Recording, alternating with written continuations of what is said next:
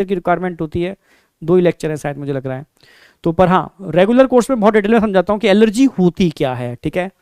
तो asthma is a difficulty in breathing causing, भाई आपको सांस लेने में दिक्कत होगी, देखा होगा पिक्चर में दिखाते हैं सांस उखड़ जाना, क्या होगा, वीजिंग साउंड, मानो किसी ने गला दबा दिया, वीजिंग साउंड होती है, और इन्फ्लामेशन होता है कहां से, ब्रोनकाई और ब्रोनक्यूल। जब भी ब्रोनकाई ब्रोनक्यूल से इन्फ्लामेशन की बात आएगी समझ लेना अस्थमा की बात कर रहा है, वीजिंग साउंड की बात आएगी अस्थमा की बात कर रहा है, ठीक है।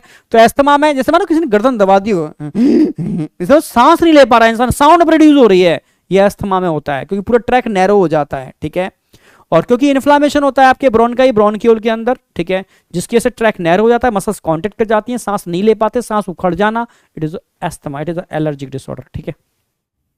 एम्फाइसीमा, जो स्मोकर्स होते हैं ना, धुएं का छल्ला उड़ा रहे हैं, ठीक है, तो वो क्या कर रहे हैं, धीरे धीरे धीरे धीरे अपने लंग्स में CO2 की कंसंट्रेशन मेंटेन कर लेते हैं ज्यादा।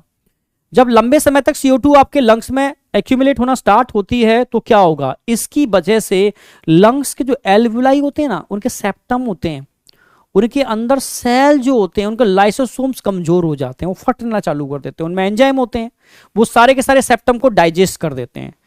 सारे सेप्टम डाइजेस्ट हो जाएंगे तो एल्वुलाई के सेप्टम की वजह से तो सरफेस एरिया होता है इसका ज्यादा, आपके लंग्स का surface area approximately 80 to 100 metre square होता है इन सेप्टम की, माने समझो ये एक एल्वुलाई है, ऐसी एक एल्वुलाई,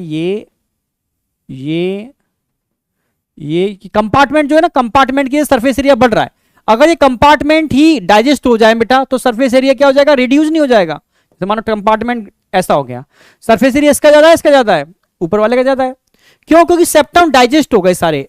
क्यों डाइजेस्ट हो गए, स्मोकिंग की वजह से आपने लंग्स में CO2 कंसंट्रेशन ज्यादा मेंटेन कर ली, जिसकी वजह से लाइसोसोम्स कमजोर हो गए, फटना चालू हो गए बेटा, और सारे सारे डाइजेस्टिव एंजाइम ने सेप्टम को डाइजेस्ट कर दिया।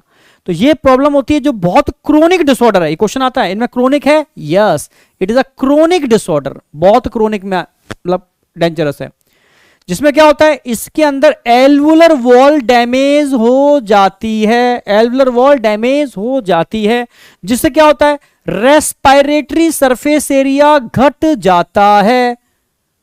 किसको होती है ये प्रॉब्लम, जो सिगरेट स्मोकिंग करते हैं उनको ये प्रॉब्लम होती है। 4 बातें आती हैं, क्रोनिक डिसऑर्डर है, एल्वुलर वॉल डैमेज होती है, ठीक है, रेस्पिरेटरी सरफेस एरिया रिड्यूस होता है, मेजर कॉज क्या है इसका, सिगरेट स्मोकिंग। क्लियर, एकदम सेट, आगे बढ़े आगे। ऑक्यूपेशनल रेस्पिरेटरी डिसऑर्डर, ऑक्यूपेशन का मतलब जो आपके ऑक्यूपेशन आपके काम से जुड़े हुए हैं, जैसे अब तो इलेक्ट्रॉनिक सिस्टम है, ठीक है, इलेक्ट्रॉन की भी साइड इफेक्ट हैं अपने, रेडिएशन, ये सब चीजें बहुत डेंजरस साइड इफेक्ट हैं इसके। ऐसे ही पहले चौक वाला सिस्टम हुआ करता था, जब आकाश में थे स्टार्टिंग में तो चौक से लिखते थे, पूरे व्हाइट हो जाते थे, सारी चौक कहां जाती थी, आपके लंग्स में, ठीक है। या वो मजदूर जो कोल माइंस में काम करते हैं तो कोल डस्ट उनके लंग्स में जाती है। या ट्रैफिक पुलिस, ठीक है, बेचारी वो, ठीक है, रोड पर होती है कंटिन्यू, जो रोड जो नहीं डीजल पेट्रोल इनके पार्टिकल्स होते हैं लंग्स में जाते हैं। कॉटन इंडस्ट्री में काम करते हो तो उसके पार्टिकल लंग्स में जा रहे हैं, सिलिकॉन इंडस्ट्री में काम करते हो तो सिलिका पार्टिकल, यानी कोई भी पार्टिकल अगर आपके लंग्स में जाता है तो लंग्स में धीरे धीरे इन्फ्लामेशन करता है और अंदर जाकर के फाइब्रोसिस को इंड्यूस कर देता है। माने समझो कि आपके लंग्स में कोलिजन फाइबर बनने चालू हो जाते हैं, जिससे लंग्स की इलास्टिसिटी खत्म हो जाती है और फाइनली डेथ होती है, ठीक है। इसी को बोलते हैं फाइब्रोसिस, ठीक है। तो इसको बोलते हैं ऑक्यूपेशनल रेस्पिरेटरी डिसऑर्डर, जो आपके ऑक्यूपेशन से जुड़े हुए हैं, ठीक है। इन सर्टेन इंडस्ट्री, स्पेशली मैंने बताया भाई जो स्टोन को ग्राइंड करते हैं, ब्रेकिंग करते हैं, ठीक है, तो यहां पर क्या होता है, यहां पर इन्फ्लामेशन होता है जो लीड करता है फाइब्रोसिस। किसको लीड करता है, फाइब्रोसिस। फाइब्रोसिस का मतलब क्या होता है, proliferation of collision fibre in tissue. जब टिश्यू में कोलिजन फाइबर बढ़ने चालू हो जाते हैं तो लंग्स की इलास्टिसिटी खत्म हो जाती है, जिसकी वजह से क्या होता है, सीरियस लंग्स डैमेज हो जाते हैं और फाइनली डेथ हो जाती है। इसी को बोलते हैं ऑक्यूपेशनल रेस्पिरेटरी डिसऑर्डर, ठीक है। जो अक्सर का जो वर्कर्स इंडस्ट्री में काम करते हैं ना, उनको होने वाली प्रॉब्लम है, इसलिए इंडस्ट्री में वर्कर को प्रोटेक्शन